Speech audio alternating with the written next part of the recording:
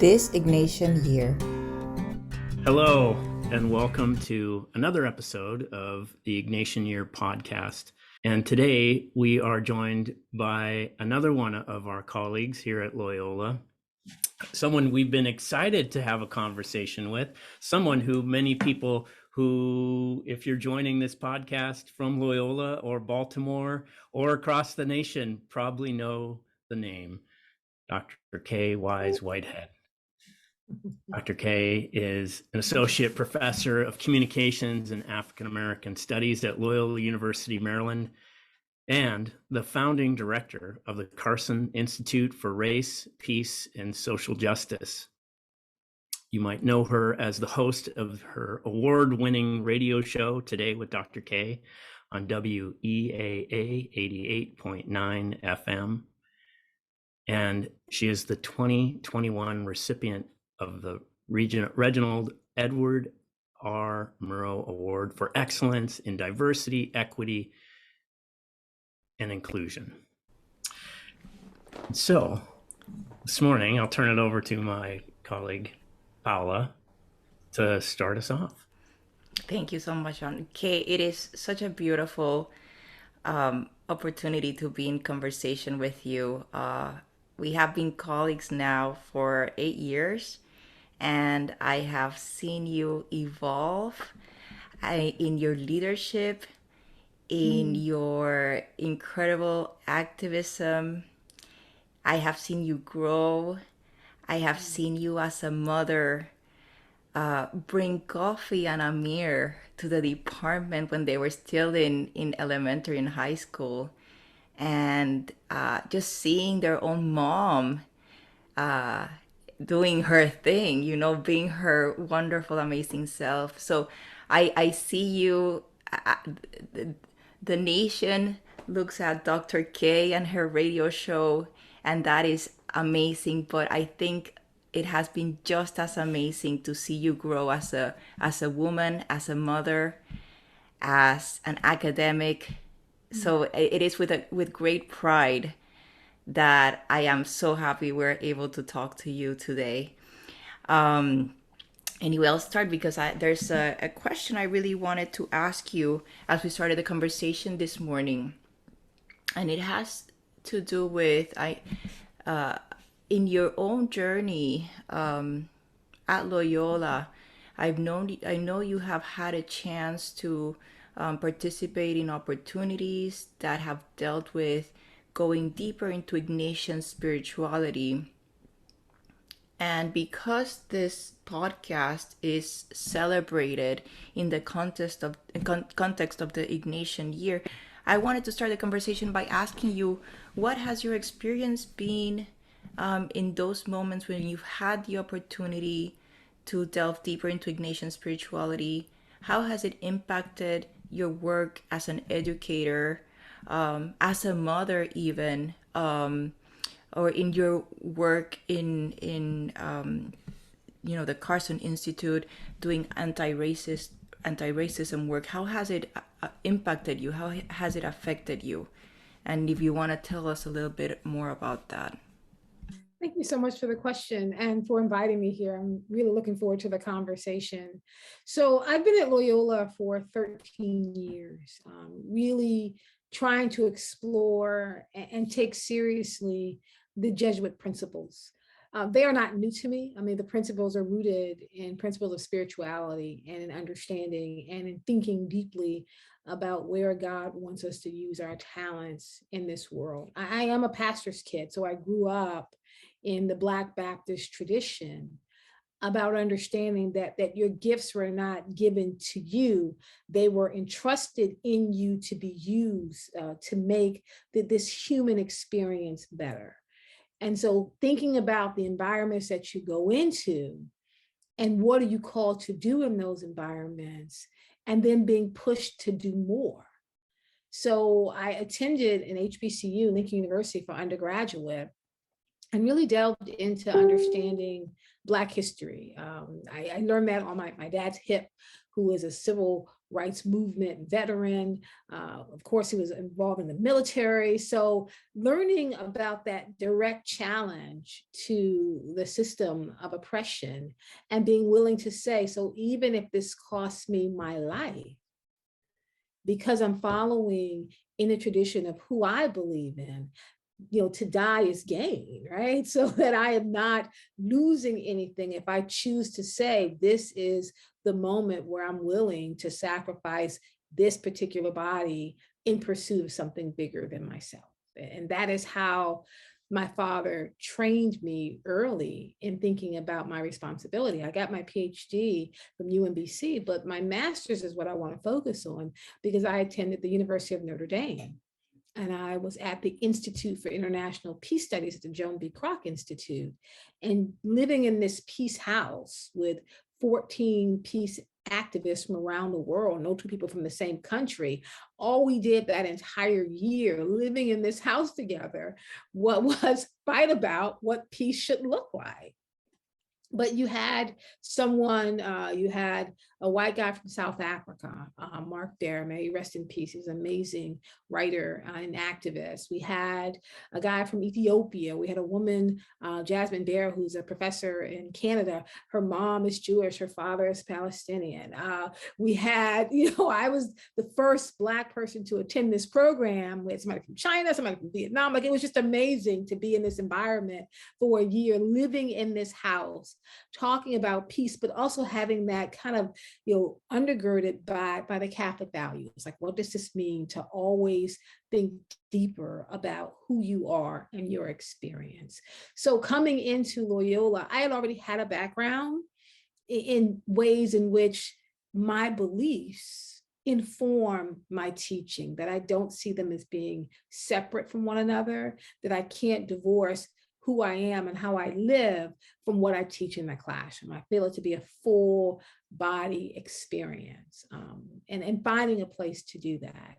So I did dive into the Ignatian principles at Loyola. I was really fascinated by them, right? And thinking about, like, what does it mean to think about the questions that Loyola Ignatius put out? Like, what are you good at doing? What is your passion? Where does God want you to do this in the world? And so I began to participate. At that time, we had so many Ignatian programs. And so I told Dr. Martha Wharton, who used to head up diversity at Loyola, I'm like, whatever the programs are, I want to do them. So I participated in the Ignatian pedagogy workshop, where we were taking a look at what we were teaching in the classroom and lining those up with Ignatian principles.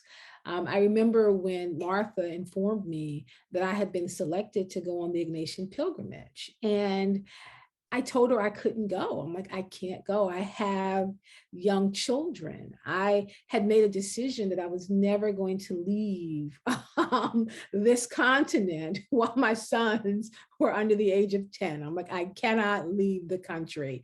And Martha really challenged me to think about, what does it mean to not just take a moment and embrace spirituality from a different perspective, but how would that change me as a mom? Like, how would I be better if by going on this trip? And it took a lot of conversation in my household to get me to get on a plane and go over and follow the last footsteps of Loyola Ignatius, go to Italy, go to Spain. And amazing when you think about it.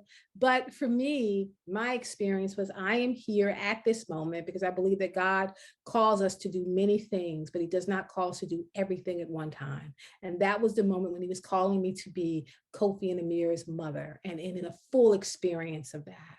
But I did do the Ignatian pilgrimage. And so working during that time, I was journaling a lot, and it's where I began honing the work that became Letters to My Black Sons, because I was writing them letters every day. And that's what I remember Father Tim Brown and Father Savant, they're like, you're writing. I was actually just writing letters to my sons every single day about the experience. Letters that I never sent, because I'm like, I don't know where we are. But when I came home, like, they got all the letters, and that became a book that my sons and I did together, but it was every experience. What was I learning? What did it mean to go into Montserrat and stand before the Black Madonna, knowing that Loyola Ignatius stood there for 24 hours and then laid his sword down in front of the Black Madonna, that I'm not going to be a man of war anymore. I'm going to be a man of peace. And so thinking, what am I laying down when I went there? Going to the Vatican and going into the Sistine Chapel, and the experience of laying, for me, I got in trouble for this, by the way, but like laying on the floor in the middle and looking up to the Sistine Chapel. And what does it mean to think about even just the work that was done? Of course, all the artistic value, Michelangelo on his back, everything, but what does it mean to think deeper about God reaching out to us? And what does it mean for us to reach back? And even on the Sistine Chapel, they don't touch. I know as a Christian that between God and me is Christ, and that is the bridge that connects us. So those are the moments that I brought back home. I then participated in the collegium program, going away. Then I kept getting more involved and going to the universities. And I went on to lead some of the collegium experiences because I started taking up these ideas of how we can use the Ignatian principles to not just inform our teaching, but inform our principles in terms of how we are living and experiencing life on campus. So it did have a marked change in my walk on campus. I mean, I think that coming out of that experience, soon after that was the birth of Black Lives Matter and thinking about my own work. And all of those experiences, I think, helped me when after Trayvon Martin was murdered, and I made a decision, I sat down with my sons and they had a lot of questions. I remember that was the birth of using Facebook as a place to do activism. Prior to that, we were just kind of like, I'm eating dinner, I'm running. Facebook was all about your food, your fun, but Black Lives Matter changed that. It became a place of activism. Of course, then Twitter became the place where we were organizing. But going to my department, at that time under Dr. Russ Cook, and saying, look, I think that I'm going to have to make a decision whether I'm going to stay or whether I'm going to go. And I was very close to Dr. Cook. Dr. Cook is one of the main reasons why I came to Loyola, because I saw the Ignatian principles in him. When I was working on my dissertation, had to go to Philadelphia to give my first talk on my dissertation. So it was, because when I got to Loyola that last year before I became tenure track, I was teaching there, doing 1 or 2 classes, working on writing, and my family couldn't come. And I remember at that place in Philadelphia, feeling really sad, like, oh my family's at home, I'm here, it's going to be dangerous going back. First time I was presenting on my dissertation, feeling really alone. And then looking up, and Dr. Cook was there. He drove up from Philadelphia to be in the back of the room. He said, I heard you when you were telling your husband that you were sad that the kids weren't going to be able to come. He said, so I drove up to just take you to coffee and just kind of let you know that you're not here by yourself. So I found just that experience very different from what you would expect a chair to do, very different from what you would expect to expect. This is beyond just you're my chair and I am trying to get a job here to go tenure track. You care about me as a person. And so that's why I would say today, because I was being pursued by a number of universities, HBCUs, everything. It was Russ Cook was that flavor in the mix that changed things for me. Because I'm I want to be at a university, at least for my experience, where I can live out my Christian principles, that I care about you as a person, more than just we want you to sign a check and produce, but your full experience. And so when Black Lives Matter hit and I spoke to Russ, I said, look, I think I don't know what I'm doing here anymore. How am I spending all my time in the archives working on Black women's history? And my sons are not able to get home safely. I said, I want to do more public intellectual work. I said, I don't even really know what that is. I said, but I need to write op-eds so that racists in other parts of the city can read them. I need to go out and work at schools. I need to do that. And it may not get me tenure, but maybe if it doesn't, maybe I shouldn't be here. And Russ advocated for me. And that became a turning point in my career, that I was able, with the support of Loyola, to turn from being inward facing to being outward facing. And for a lot of people, if you just take a look, that's also the time when I stopped serving on committees. I stopped doing a lot in my department, but that Loyola began to support me taking the name of Loyola beyond the university. That laid the groundwork for the Karson Institute. Like, it was 2015 was a long time, a lot of work to get to a point where I do mostly outward facing work here that matters. And I will give testimony. I remember Kaye coming in through to the department to teach, and seeing her in the hallway and being like so exhausted because she was doing, like, you were working really hard. You figured out this was the time, either I do it or it's not gonna happen, and you went for it 200, 300%. And I remember how much it you had to carry for that. But you know what, I love that you brought up, remembering Russ Cook, who has retired now for several years.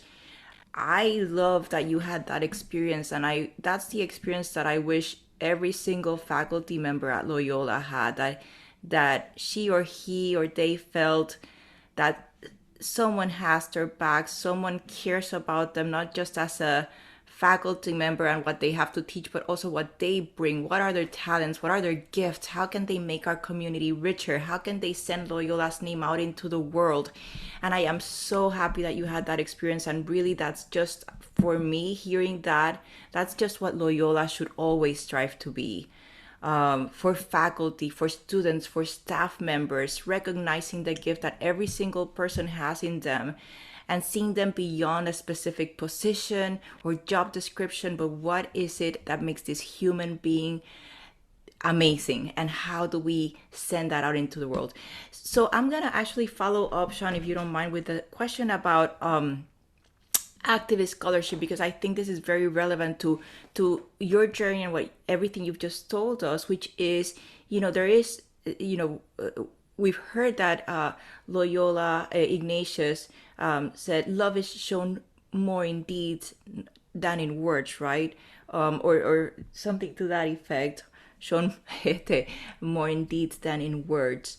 And I think, as someone who is also a faculty member, and who thinks about scholarship a lot and what am I contributing to the world, I think Jesuit universities have a unique opportunity to really claim this new way of being scholars in the world, this whole concept of activist scholarship, which I think you embody so well. And I think we need to really give that more space, more emphasis, more time. So I want maybe to hear a little bit about you, how difficult, because you've mentioned a little bit, you said, well, maybe it won't get me tenure, but it's what I feel I'm called to do, right? And so how do we encourage other faculty members to understand the incredible value that has, and how that is so aligned with the mission of a Jesuit university? And it's important that we are out there doing the work, right? That's beyond just a publication. It's like, what is the work that you are putting out in the world that's really changing our society for the better? So if you don't mind telling us a little bit about that. Well, I think that Loyola is both unique and it's the same. So it's unique in that it's letting me carve this path. It's the same as that it's not a path that's open for everybody. I mean, it's very clear that universities are not saying, yeah, start an institute, here's a bunch of money and go off and do it. Like, it just doesn't happen like that. And when I talk to young stuff, like, oh, I want to do an institute, I'm like, it took me a long time. It also took me doing the work outside the university. And what I mean by that is that every step, although it has not been a calculated plan, I will not lie and say I have this big old blueprint for where I'm going. But my dad has always talked about pulling on the thread, that you pull on the thread and you kind of see what unravels, and that the pulling on the thread may take you away from where you are, but it should take you closer to where God wants you to be. I have lived my life. Not everybody does. Like, not everybody just pulls on a thread and like wherever it takes them, that's where they're going to end up. So I think it was so many steps along the way. It wasn't me going, oh, I just want to do an institute and let's just see how it works. And Loyola just trusts me. It was them seeing that there was a long body of work to get me to the point so that when I launch an institute, because I have a national and international reputation, the Institute starts with a certain amount of credibility. And that's why it's exploded in less than a year, because it's bringing together all the pieces of the work that I do. And that's, to me, that's what activist scholarship looks like, but it's also actual scholarship. And then it's actual activist work. It's not just this weird kind of combination of both. Both of them stand separately, and then they come together. As you're talking, I kept flashing back to the conversation you had with Michelle Alexander for the convocation, and there was a moment. There's so many things from that conversation that I have had to go back to, but there's one thing that she named. That as you're talking, we're seeing you, many people are seeing you now in this role, right? They're seeing you on a national level. They're seeing you with all these awards. And Dr. Alexander talked about the fact that a lot of this work isn't the social media sexy, just one up, like, here it is, right? It's the roll up your sleeves and really work, the grind, right? The daily grind.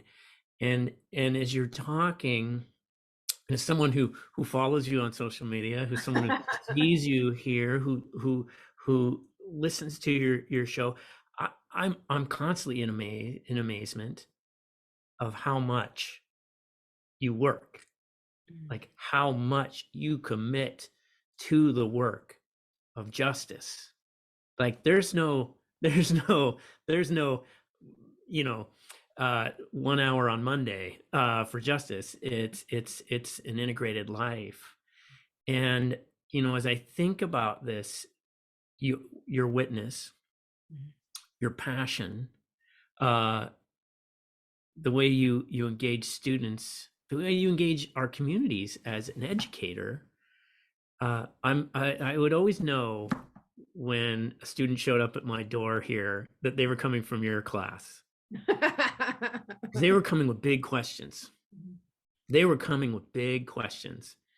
And I think that's an amazing gift to offer someone, is to offer them questions, help them question the lens through which they view the world, right? What are they picking up? What are they digesting? What are they integrating? And so when I think about this, and the work of Ignatian spirituality, Ignatius, was the spiritual director. And I'm curious if you see any, like in the work for justice, when you're talking about peace, when we're talking about social justice, when we're talking about racial justice,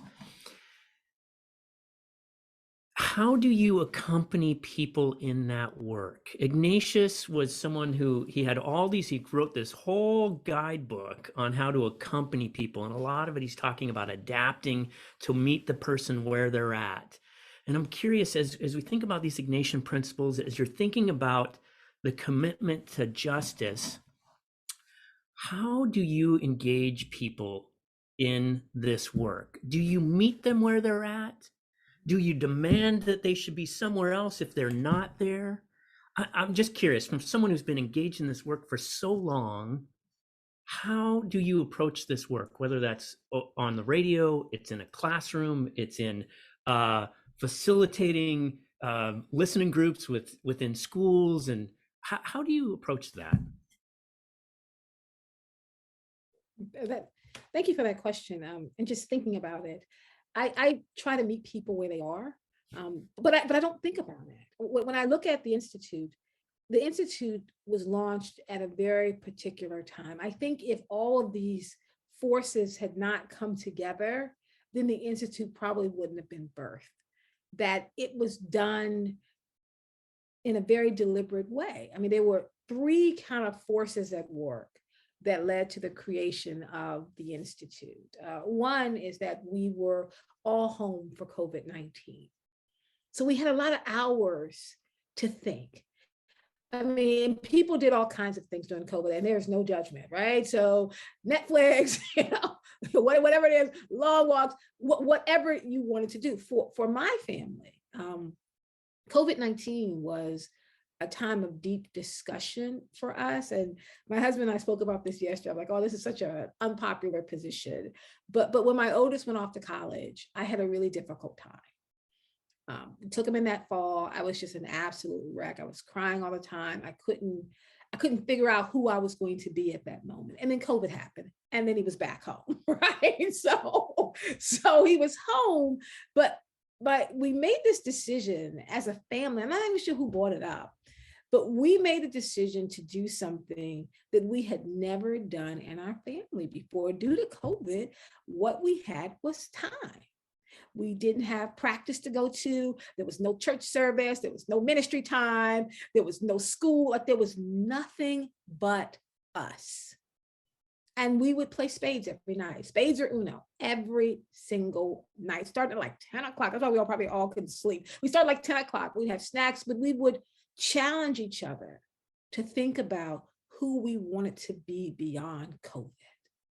And my youngest son would always say, COVID will show you what you're passionate about. He said, because you're home, the thing you're passionate about, you're going to do it because there's nothing else in the way. And for our family, that was my son Kofi in the basement throwing balls against the wall because he's just really passionate about baseball. That was my youngest son Amir setting up something for fencing, and he's like hitting the wall because he wanted to practice like 3 and 4 hours every day to get ready for the Junior Olympics. For my husband, who is the principal of a Christian school, he was spending time like with the word and like really working on his lessons. And for me, I would walk around the yard with the dog going, what else am I supposed to be doing? Like, is this the end? Like, Beauty and the Beast. It's got to be more to this life, because it gave me the realization that COVID, at least for my family, was a blessing, was a bump time, but it gave me an extra little bit of time with my sons that I would not have had. I'd never experienced my sons as people. We had just been, mom and son, travel, move, practice, eat you something, stuff the, Qdoba underneath the seats and like, let's keep moving. But now we stopped, and it was long conversations, and it made me realize a couple of things. One, I realized how much I like them. I'm like, I know I love them, but I actually do like them. Two, it made me realize how much they liked me. That was interesting. And three, it made me realize how much I had taught them. They kept bringing my own words back up to me. Hard questions I would ask them in the car, when I would say, today, when did you feel close to God? Like in this thing you were doing, and whatever that moment was, stop and mark it, because that could be something that God's trying to tell you about yourself. They were bringing my words back up to me. So we were home. And then George Floyd was murdered. So now we're at home and we're all watching this video. And I was doing the radio every day. I was doing the radio out of my living room, right? So my sons were helping me. Everyone's holding antennas so I could be live on the radio every day, because my station, I felt that it was about saving Black lives. And so I had to deliver I had to be a consistent presence in people's life during COVID. So I'm doing that every day with George Floyd. And then of course, Christian Cooper, who was the Black man in the park, with Amy Cooper, no relation. He wasn't killed, but bird watching and what that meant to weaponize a white woman's phone call, thinking about Breonna Taylor being killed in her own home, thinking about Ahmaud Arbery being killed while he was out jogging. Like, all of this happened at the same time. And then I stopped in that September. I'm like, it was August. I'm like, I'm done. I said, I was telling my husband and myself, I'm going to quit my job. Like, I just can't do this anymore. Like, I'm not doing enough, because something's not working. I said, I'm here. I said, I think I'm so happy during COVID Why? Because my 2 Black sons and my Black husband are in the house. I don't have to worry whether you're going to make it at home. I make it to home. I don't have to worry about you being followed in the store. I don't have to worry about you being shot. Everybody's here. I felt safe. And I was challenged, and the Lord really placed on my heart, this is a false safeness. It's not going to last. Like COVID is going to end. They're going to leave and go. Johnny's going to go back to work. So then the question is, am I calling you to do now? I'm either, and in my mind, I was saying, I'm either going to launch an institute where we can begin to not just ask the most precious questions, but really seek to answer them, to facilitate these conversations, to find ways to be actively engaged every step of the way, from the K through 12th grade environment, which is our Center for Teaching and Learning, to the Center for Public Engagement, which is for 4-year-olds up to 94-year-olds, and the Center for Research and Culture, which is like, let's answer these questions. And I said, I'm just going to take a shot. And if they say no, then that's a sign that I need to go. I said, because I got to do this work. So I've always met people where they are. That's just how I move through the world. It's how I teach. It's my work as a middle school teacher.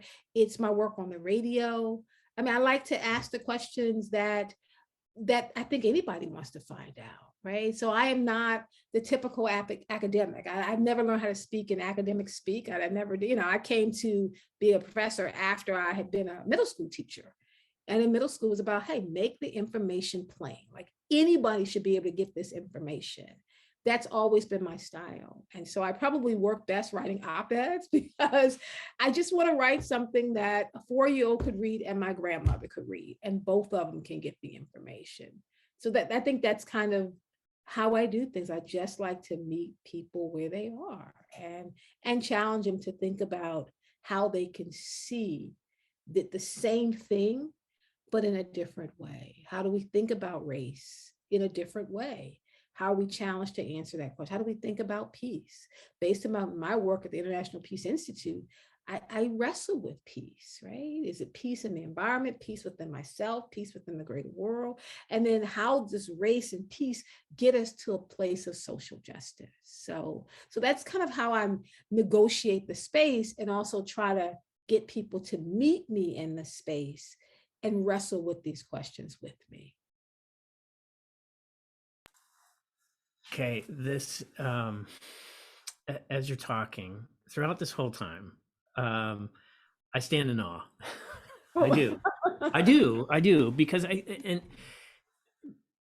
because I think when we hear parts of your story, it's easy to see you're someone who does strive for the Magis, who sees the world as it could be, as it should be, and sees the world as it is not, and as it is.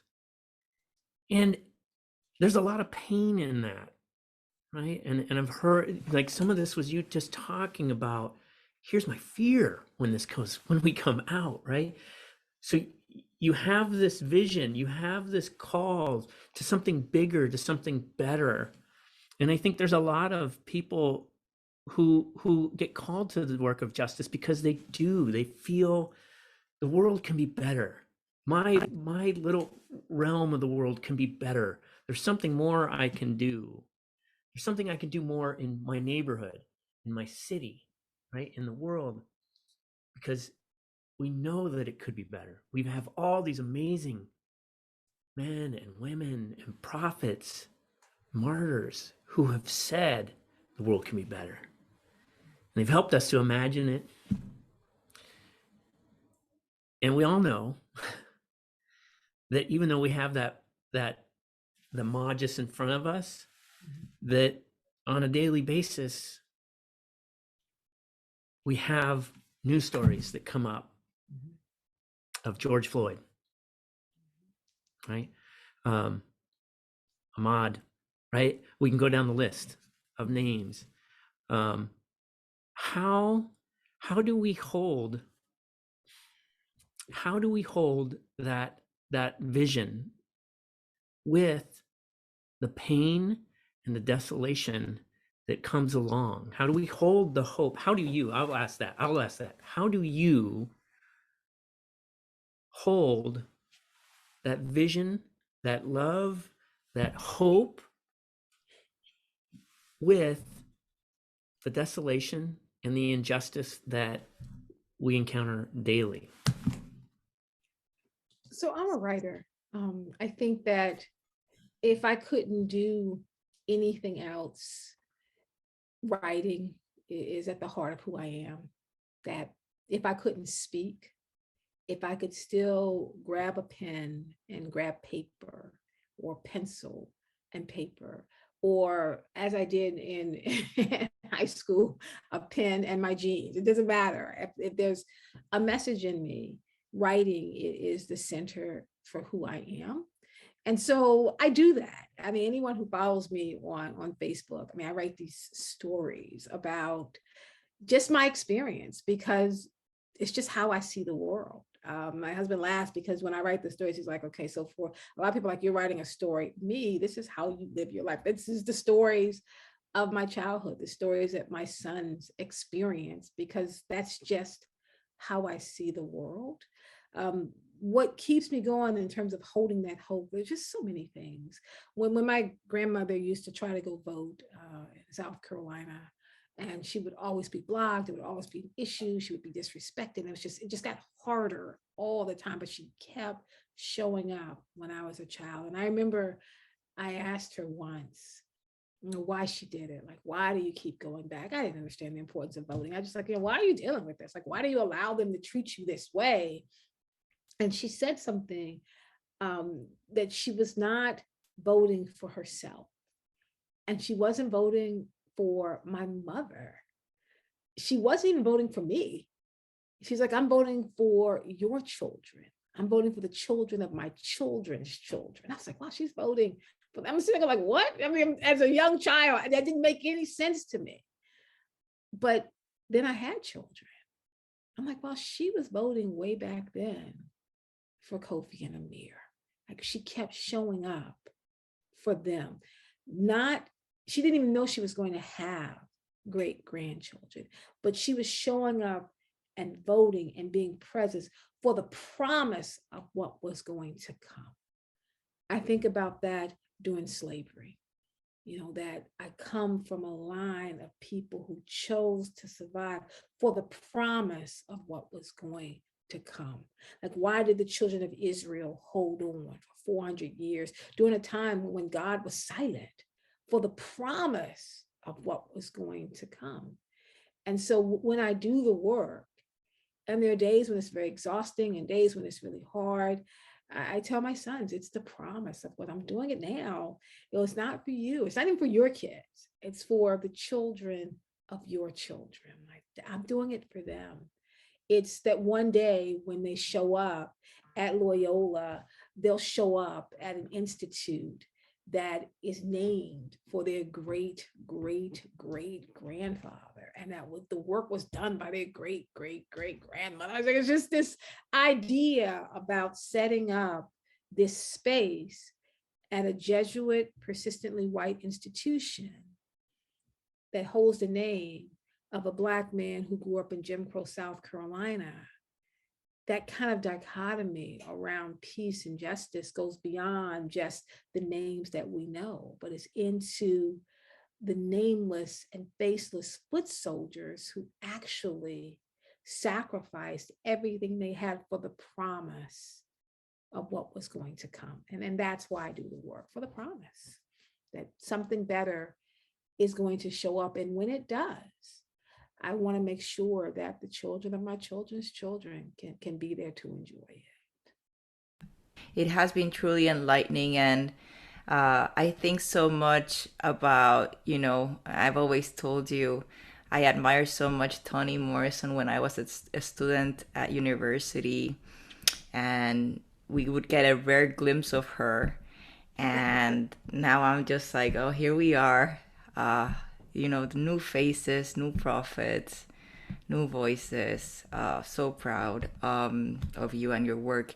And I come back again to just for you. I see you and I just think of the mother.